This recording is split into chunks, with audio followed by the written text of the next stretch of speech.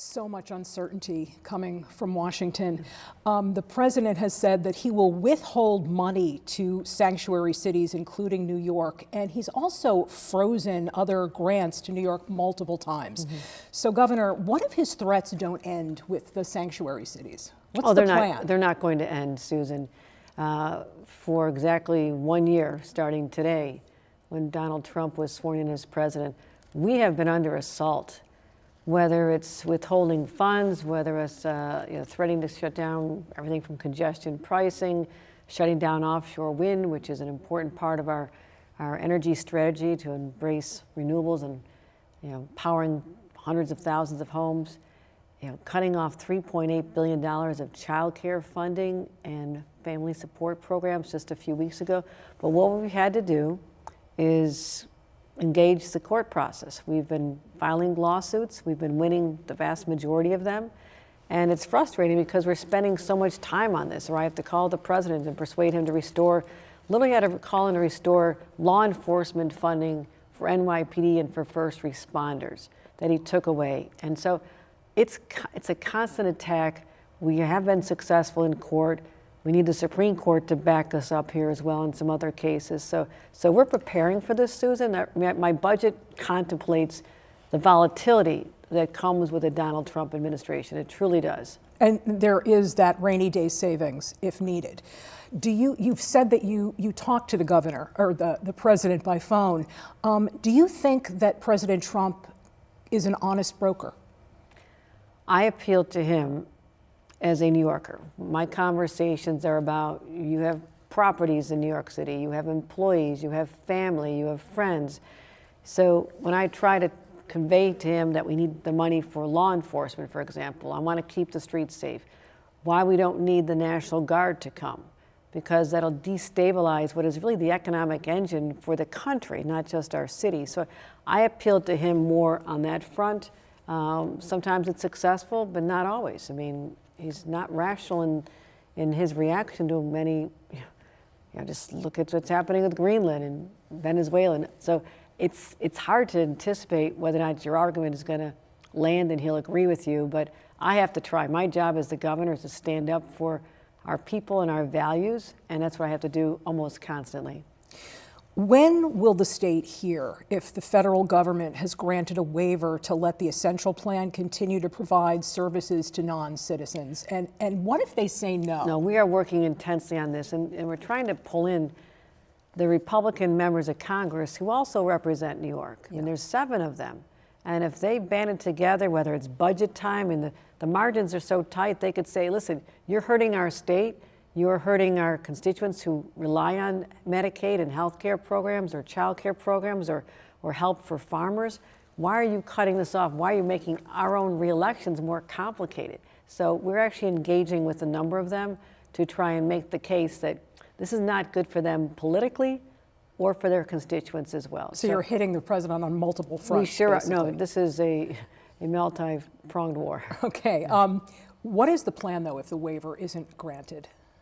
We do have reserves set aside. It's about $3 billion, I think. It's $3 billion. We are fortunate because I have said we're not raising taxes in the state of New York, but Wall Street bonuses came in at much higher than expected revenues for us and the city. So we're able to set aside money from that as well. But also we had to come up with $750 million right after the big ugly bill was passed in July. They just cut money like that.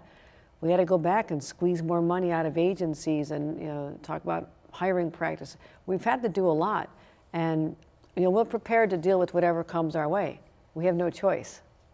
On child care, is it your plan, Governor, to prioritize investing in the child care workforce next year as the state continues to build toward universal child care? One thing we're doing is we have to have more capacity. You have to have the locations, right. You have to have the workers.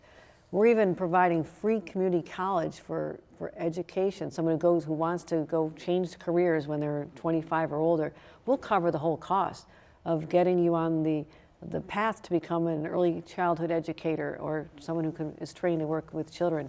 So we're investing in those costs right now and helping them. We gave bonuses out a couple of years ago to try and retain people who are leaving. You remember the pandemic. How could you forget the pandemic? We lost so many healthcare locations and workers, and we're still trying to rebuild, but that doesn't thwart our ambition to ensure, as I announced last year, that New York is on the path for universal child care. I've invested over $8 billion as governor. When I first became governor, our investments were about $832 million a year. This year it's $4.5 billion because families are begging for relief. I lived through this. I couldn't find affordable child care when I had my babies. And so I'm really trying to just take some of the pressure off of families all across the state. So we've heard Mayor Mamdani say that he would like to see universal child care in New York after 4 years. Mm-hmm. Here in upstate, you have a $60 million pilot program for 3 states. Does that sync with your plan, 4 years for upstate as well, or is that going to be sort of down the line? No, I'll tell you what. It's complicated when you're comparing New York City and upstate. It's sort of apples to oranges. Yeah, because they did universal 4-year-old programs back a decade ago. They have some infrastructure in place that upstate does not. Right, and so and they're working on fixing their 3-year-old program. We're investing money to help with that. We're investing money to help them launch, again, a smaller scale this first year for the 2-year-old program. What I'm doing for New York State is to guarantee that by 2028, every single 4-year-old will have an opportunity for their parents to have them in a 4-year-old pre-K program. Then we invest in the 3-year-old program, which I'm committed to doing. But also our pilot program in Dutchess County, Broome, and Monroe is exciting because it's looking at newborns to 3-year-olds and supporting community providers and seeing how we can scale that up. So let's let this year play out, but we can make a real change with that as well. So ultimately we will get to everyone, but I have to have a little longer runway because we're behind where the city was. Quick question about K through 12 education. Do you have an appetite for reforming the foundation aid formula this year? No, we're actually increasing for areas that have, we're going to fully fund it. It was debated for 16 years, and many high-need communities were left hanging. We've invested that money, but also there are some areas that we're not going to see any increases, so we're actually having a sort of a floor to help them this year. So no, we have to keep investing in education. The education costs are going up, inflation is hitting everybody, and we don't want that cost put back on local property taxpayers because of the property tax cap. This is still our desire to keep local taxes as low as they can be as well. Sure. More than half of the schools, I think, are on safe, harmless. And I was just wondering if reforming the formula in and of itself is something that you want to do during your tenure. Not this year, no. We have a lot on our plate with respect to keeping those programs in place. What I want to reform is looking at, it's going to be a $40 billion budget. We are increasing our spending on education. For education, yep. Because we believe in this. But I'm not satisfied with the results that are coming out of that investment.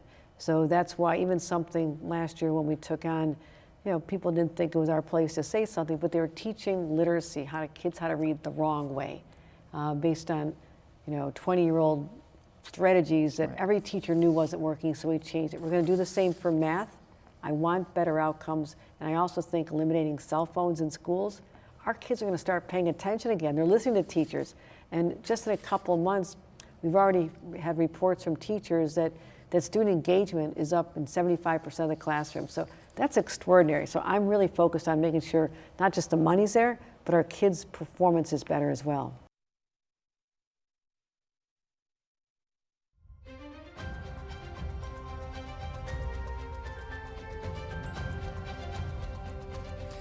I want to move on to immigration. One of the most enthusiastic applause lines that you had during your State of the State was over your decision to establish a right to sue federal officers for constitutional violations. Advocates are urging you, though, to get behind a bill that would prohibit, not just restrict, police agencies from interacting with ICE. Why not get behind that bill? No, our policy is what we need to have in the state of New York. Why? Because it's working. But I will also know that my job is to keep New Yorkers safe. And so what is hard to understand with the bill that you're referring to is that already we do not use state police officers to assist with civil ICE enforcement. We just don't do that. But we also have to have the flexibility that if a crime has been committed, not the offense of crossing the border, but a serious crime has been committed, I have to be able to assist. When there's a court order, judge says that this person, there's a warrant out for their arrest. I can't stand down in that situation if we know where someone is who could be hurting New Yorkers, members of the immigrant community, like someone's committing domestic violence against a partner, someone who's assaulting others, someone who's committing retail theft. How do I turn my eye to that and only enforce the law against New Yorkers? I can't do that. So but I do believe that when ICE goes too far, like, you can't be trampling on our constitutional rights.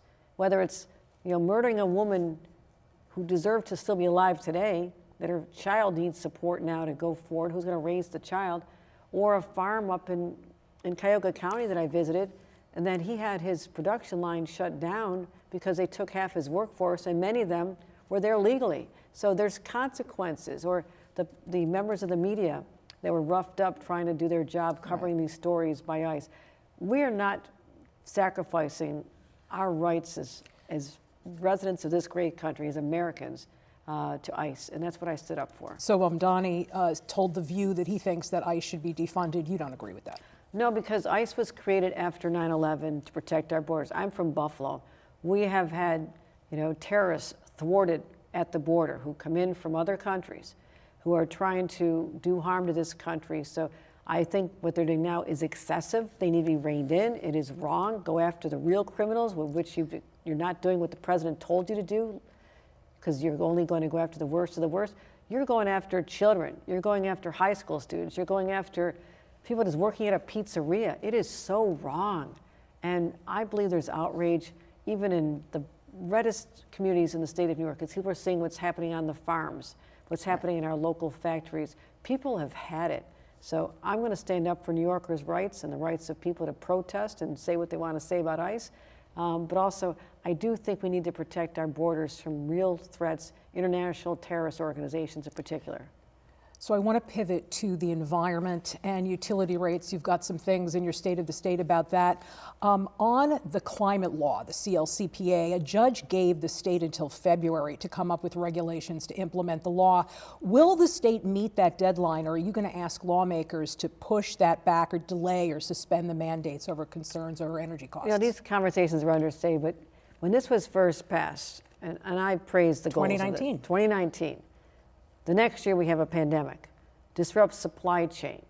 We're not building the wind turbines during that time. The factories are not running. We're not building the electric vehicles because they weren't getting chips, semiconductor chips brought in from other countries. So we had this paralysis for a number of years that took us off track. And then 1 year ago, when Donald Trump was sworn in, he cuts off all the subsidies for wind and solar, literally cuts off offshore wind that I had to fight to get turned back on, that was powering 500,000 homes with renewable energy in Brooklyn starting next year. So they eviscerated our whole strategy for meeting these goals.